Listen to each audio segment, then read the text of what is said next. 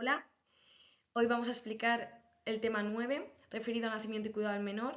Vamos a separarlo en dos bloques este tema 9 del cuerpo administrativo de la Administración de la Seguridad Social, que es una escala del cuerpo C1, y lo vamos a dividir en el nacimiento y cuidado del menor en toda su extensión, que además ha sufrido una reforma en 2025, y por otra parte vamos a explicar el resto de prestaciones, puesto que este tema 9 en la convocatoria incluye tanto el nacimiento y cuidado del menor como otras prestaciones como el ejercicio corresponsable de cuidado del lactante, la asignación económica por hijo menor acogido a cargo, la prestación económica de nacimiento o adopción de hijos en supuestos de familias numerosas monoparentales o madres o padres con discapacidad, la prestación por parto o adopción múltiples, el subsidio por cuidado de menores afectados por cáncer u otra enfermedad grave. Como se puede hacer muy extenso y para que no se haga pesado considerado, que vamos a dividirlo en dos bloques. Y en el primero vamos a centrarnos en la prestación de nacimiento y cuidado del menor. Esta prestación está regulada en la Ley General de la Seguridad Social.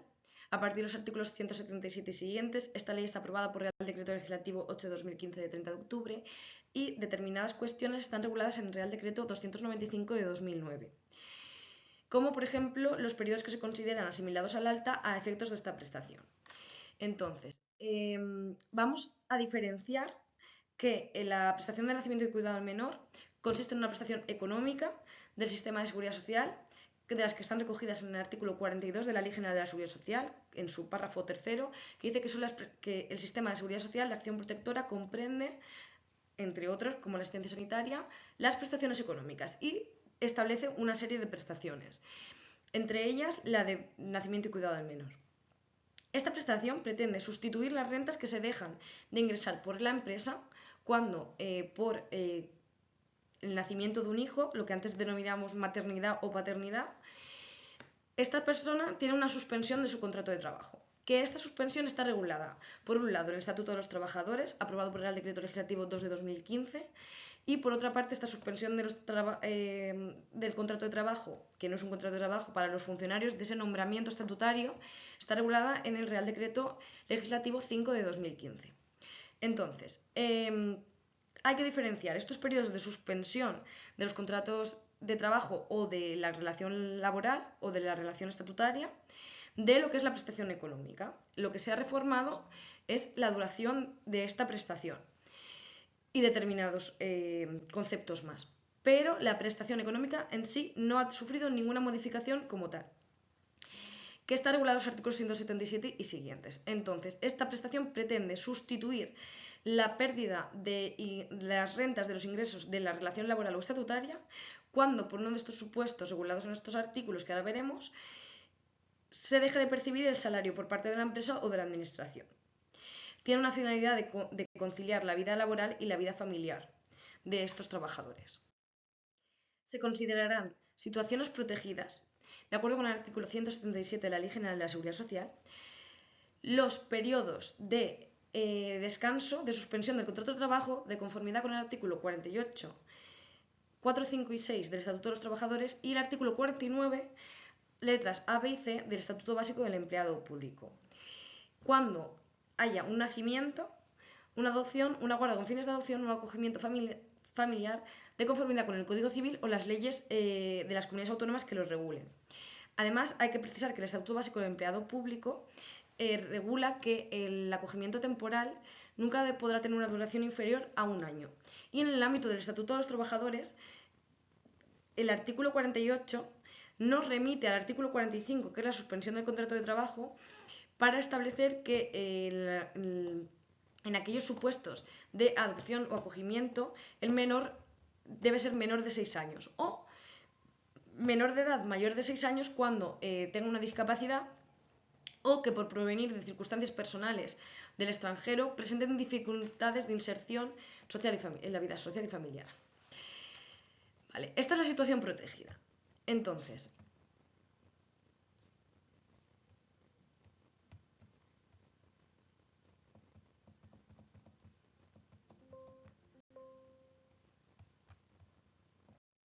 en cuanto a los beneficiarios, serán personas beneficiarias de esta prestación, de acuerdo con el artículo 178 de la Ley General, aquellas personas que estén dentro del campo de aplicación del régimen general en este caso, pero bueno, del sistema de seguridad social. Ahora veremos que hay matizaciones para el régimen especial y para ciertos colectivos y para ciertos regímenes especiales, pero se puede aplicar al resto de regímenes especiales y vamos a indicar cuáles son las especialidades de cada una.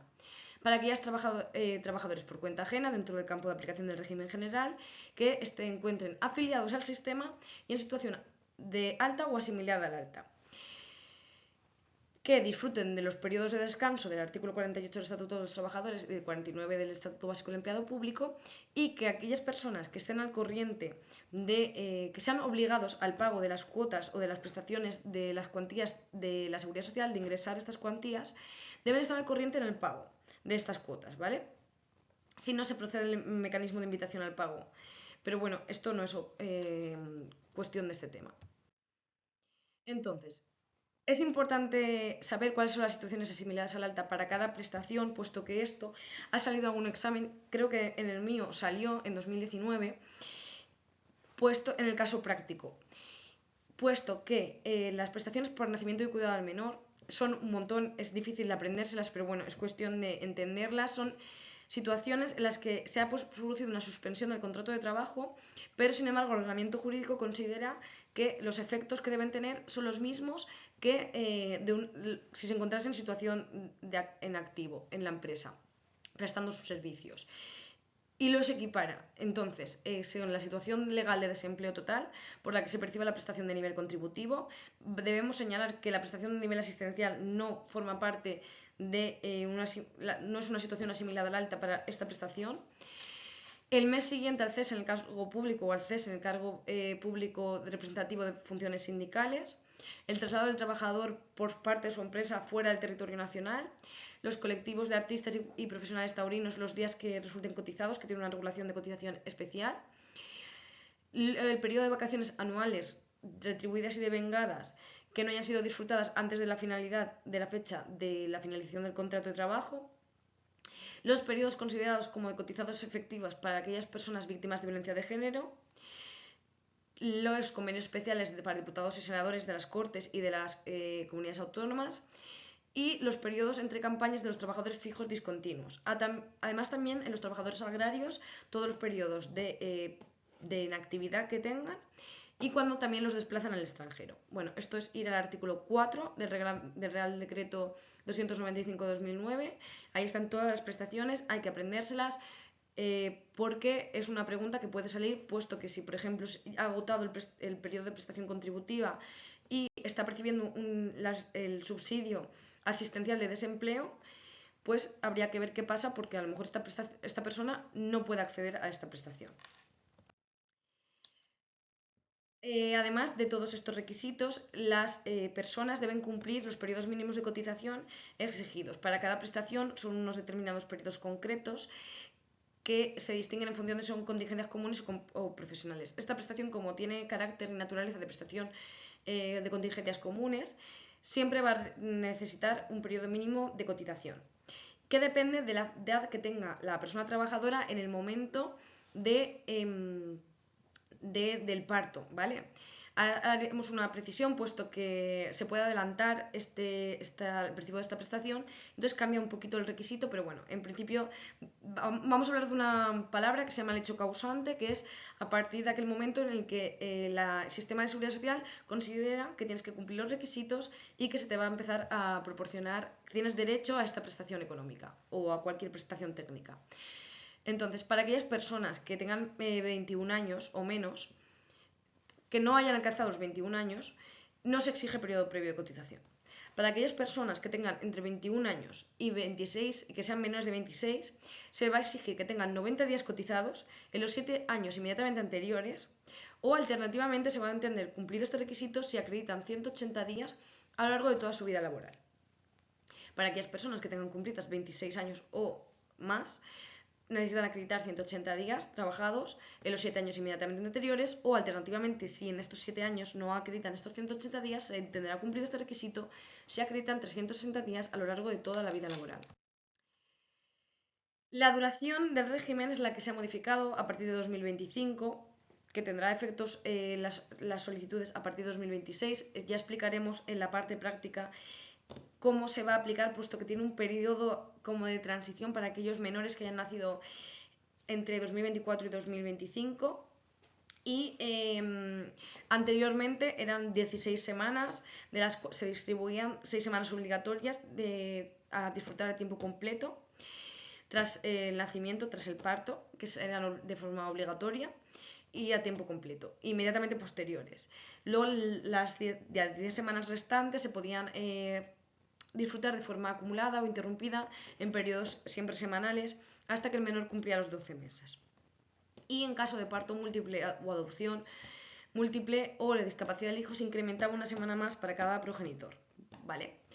Es interesante sabérselo, puesto que como aún va a haber un periodo de transición en el que se va a aplicar estas 16 semanas, pues vamos por lo menos a conocerlo por si hay algún supuesto en el que nos digan: Marianita ha tenido un hijo el 2 de febrero de 2025. Pues tendremos que saber si le corresponden 16, 18 o 19 semanas, porque hay un periodo como transitorio, que lo veremos en la parte práctica.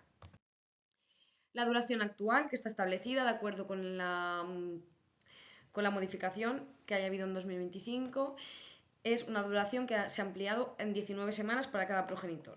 Si es una familia monoparental, esta prestación será de 32 semanas, que es el resultado de sumar a 6 semanas, que son las obligatorias, el resto de semanas que eran acumulables, puesto que no existía el otro progenitor.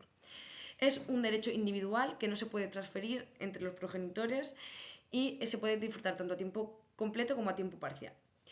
Cuando lo ideal es avisar a la empresa con un preaviso de 15 días. Cuando hay ambos progenitores y los dos trabajan en la empresa, hay una serie de requisitos que se pueden modificar esta distribución de acuerdo con el empresario y las causas objetivas, de acuerdo con lo que se acuerde con él. La distribución de este permiso actualmente son 6 semanas, igual que la regulación anterior, de forma que se tienen que disfrutar de forma obligatoria, ininterrumpidas y a jornada completa tras terminar el nacimiento o después de haberse formulado la resolución judicial o administrativa. Luego hay 11 semanas, que serán 22 en caso de familias monoparentales, que se pueden disfrutar de forma acumulada o interrumpidas desde que se terminen las 6 semanas hasta que el menor cumpla 12 meses. Siempre por periodos semanales, ¿vale? Y ¿se pueden disfrutar las 17 semanas seguidas? Sí. Y por último, hay 2 semanas, 4 si es monoparental, que se va a poder disfrutar de forma igual que la anterior, de forma voluntaria, interrumpida o acumulada, a tiempo parcial o a tiempo completo, desde que el menor cumpla 12 meses hasta que el menor cumpla 8 años, ¿vale? Esto es lo que la gran modificación. Bien, hay unos supuestos especiales en cuanto a la duración de esta prestación, y es que en aquellos casos en que exista un parto prematuro o que sea necesaria la hospitalización del neonato tras el parto, se va a ampliar la duración de la prestación en tantos días como el menor esté hospitalizado o requiera esa atención hospitalaria. Siempre y cuando para el Estatuto de los Trabajadores superen los 7 días y hasta un máximo de 13 semanas, y en el Estatuto Básico del Empleado Público cabe decir que no se exige que sea mínimo 7 días. Es decir, si el menor está hospitalizado 5 días, esta prestación se va a ampliar 5 días. Pero sí que establece que será un máximo de 13 semanas. Si el menor ha fallecido, esta prestación no se reduce, salvo que tras las 6 semanas obligatorias el progenitor, la madre o el padre, decidan reincorporarse voluntariamente al trabajo. Y en caso de que fallezca uno de los progenitores, el otro puede usar la parte restante de la prestación, que no incluye las 6 semanas, y cabe decir que, de acuerdo con una sentencia del Tribunal Supremo de 2019, se incluyó, y ahora está incluido en el Estatuto de los Trabajadores y en la Ley General, que en el término madre biológica también se incluye a las personas transgestantes, ¿vale? Esto está en la ley. Cuando existen unos supuestos en que se puede anticipar al parto la duración de la prestación. En el caso de la madre biológica que exista parto, puede anticiparlo hasta 4 semanas, ¿de acuerdo? Y en el caso de una adopción internacional en el que se tengan que desplazar al país de origen, también pueden anticiparlo 4 semanas. Hay unos supuestos en que la duración de esta prestación de 19 semanas se va a ampliar. ¿Vale? Los supuestos son que el parto prematuro hospitalario, que ya lo hemos explicado, es decir, cuando el menor tenga que estar hospitalizado tras el parto, que el hijo nazca con discapacidad, que haya un parto múltiple, o que la adopción sea de más de un menor, o la adopción internacional, ¿vale? Entonces, el parto múltiple, bueno, vamos a empezar por el principio. El parto prematuro o el neonato especializado, como hemos dicho, hasta 13 semanas. En el caso del Estatuto de los Trabajadores, a partir de 7 días, y en el caso del Estatuto Básico del Empleado Público, no hay limitación mínima. En el caso de que nazca un hijo o hija con discapacidad, serán 2 semanas adicionales, que serán una para cada progenitor, por tener esta situación. En el caso de el parto o adopción o acogimiento múltiples, es decir, de uno o más menores, se adicionará una semana para cada progenitor. Hay una errata porque no es por cada hijo, es para cada progenitor. Y en caso de adopción internacional se puede ampliar hasta 2 meses adicionales, pero en este supuesto de suspensión se ampliarán solo percibirán durante este tiempo las retribuciones básicas. En cuanto a la cuantía de la prestación por nacimiento y cuidado menor, es una cuantía que equivale al 100% de la base reguladora, que se calcula de acuerdo con la base de cotización de contingencias comunes del mes inmediatamente previo al anterior al hecho causante. Es decir, son 2 meses antes del parto. Esto es importante porque nos pueden pillar con estas preguntas. Es decir, si el menor nace el 3 de marzo, la base de cotización de contingencias comunes no es la de febrero, es la de enero, el mes inmediatamente anterior al previo al hecho causante, que es el nacimiento, que se divide entre el número de días efectivamente cotizados, que si el trabajador tiene una retribución mensual serán 30, si la tiene diaria serán 28, 29, 30 o 31, dependiendo del mes de que se trate. Si se ha incorporado en un mes en que no estuvo el mes completo, se dividirá entre los días efectivamente cotizados. Por ejemplo, en este caso, si hubiese incorporado en enero y solo se ha incorporado el 15 de enero, pues desde el 15 al 31 y se dividirá entre esos días. Y si se hubiese incorporado, por ejemplo, el propio mes de marzo, se dividirán los días en que haya efectivamente trabajado y se dividirá entre los días que haya cotizado, ¿vale? Esto también lo pone en la ley. Hay una especialidad aquí en cuanto a los autónomos. Las personas incluidas en el régimen especial de trabajadores por cuenta propia o autónomos, la cuantía de la prestación de nacimiento y cuidado al menor se calcula con el promedio de las bases de contingencias comunes de los 6 meses inmediatamente anteriores, divididos entre 180. Y para aquellos trabajadores contratados a tiempo parcial o fijos discontinuos, estas bases son las bases de los 12 meses inmediatamente anteriores, divididas entre 365. Pero en todo caso el tipo es el 100%. Vamos a explicar una cosa que hasta aquí no la hemos mencionado, y es que las prestaciones tienen dos conceptos que tenemos que tener claros. Lo que es la base reguladora, que es el cálculo que se suele hacer, pues las bases de cotización del mes anterior o los salarios efectivamente retribuidos para aquellas prestaciones por contingencias profesionales que no nos metemos ahora porque el nacimiento y cuidado al menor, como hemos dicho, tiene naturaleza de prestación por contingencias comunes. Y el otro concepto de las cuantías es el tipo, el porcentaje que se le aplica a la base reguladora, que en este caso, en todos estos casos, va a ser el 100%. Existe, además, un supuesto especial para aquellos partos múltiples, que será una cuantía equivalente a la que corresponde por el primer hijo durante las 6 primeras semanas. Y se abonará a uno de los progenitores, una vez finalizadas las 6 primeras semanas y en un pago único. Bueno, la cuantía está regulada en el artículo 179 de la Ley General de la Seguridad Social, que no lo habíamos dicho. En cuanto a la denegación, está regulado en el artículo 180 de la Ley General de la Seguridad Social y se dice que se podrá denegar, anular o suspender la prestación cuando el beneficiario actúe fraudulentamente para obtener o conservar la prestación, cuando trabaje por cuenta propia o ajena durante los periodos de descanso, y aquí hay una serie de excepciones, puesto que si trabaja a tiempo parcial y no las 6 primeras semanas después del parto, que como recordamos tiene que disfrutarlas a tiempo completo, pero como las 11 siguientes, 22 o 2 o 4, se pueden disfrutar a tiempo completo y a tiempo parcial, si las disfruta a tiempo parcial, puede compatibilizarlas con el trabajo, de acuerdo con lo que legalmente se determine y siempre y cuando la jornada sea una jornada esté distribuido en proporción. ¿Vale? El periodo de parcialidad del contrato y equivaldrá al periodo de prestación que se reduce. Será proporcional. Y en los casos de pluriempleo y pluriactividad, puesto que, salvo las 6 primeras semanas que deben ser para todos los trabajos que realice, tanto por cuenta propia como por cuenta ajena, como en ambos regímenes, sí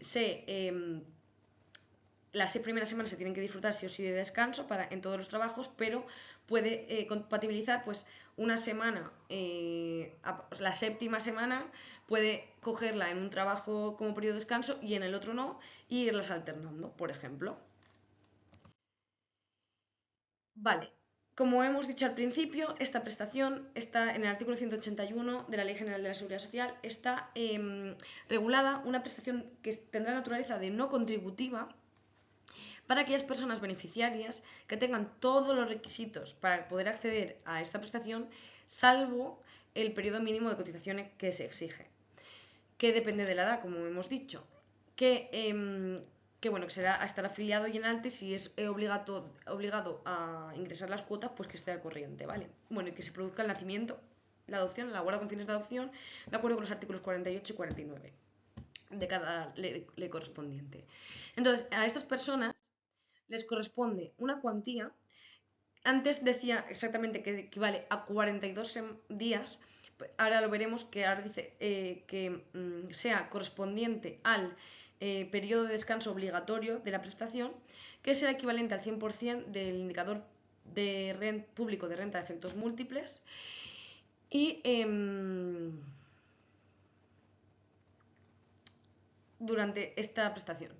Si la base reguladora, conforme a lo que hemos explicado anteriormente, se resultase un importe inferior al indicado, se tomará esta base como referencia, ¿vale?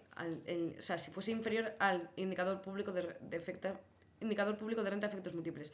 Para 2025 son 600 euros, así que, bueno, pues si es menos, aunque bueno, luego están las prestaciones mínimas.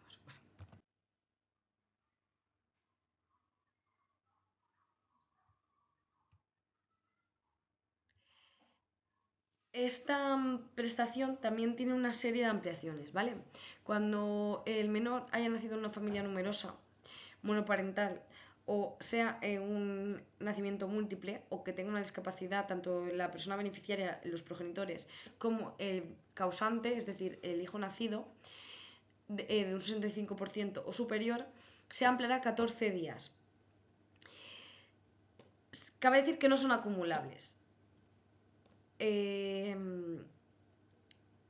Solo se puede producir una ampliación de 14 días si se dan alguno de los supuestos. Si se dan varios, pues solo se amplía 14 días.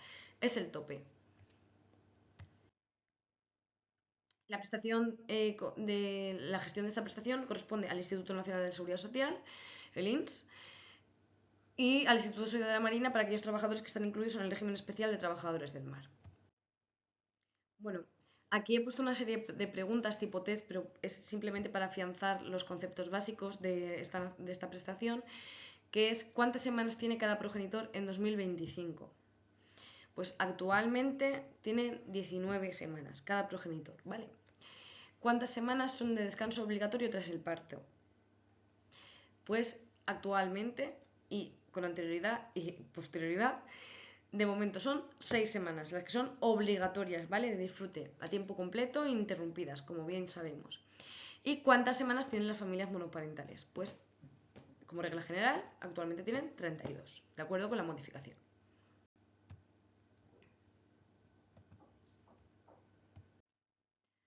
Entonces, los conceptos básicos son 19 semanas de duración, que esto está modificado reciente, 32 para las familias monoparentales, 6 de descanso a tiempo completo y obligatorias tras el parto, 11 semanas en caso de familias monoparentales, 22 hasta los 12 meses de menor y 2 o 4 en caso de familias monoparentales hasta que el hijo cumpla 8 años.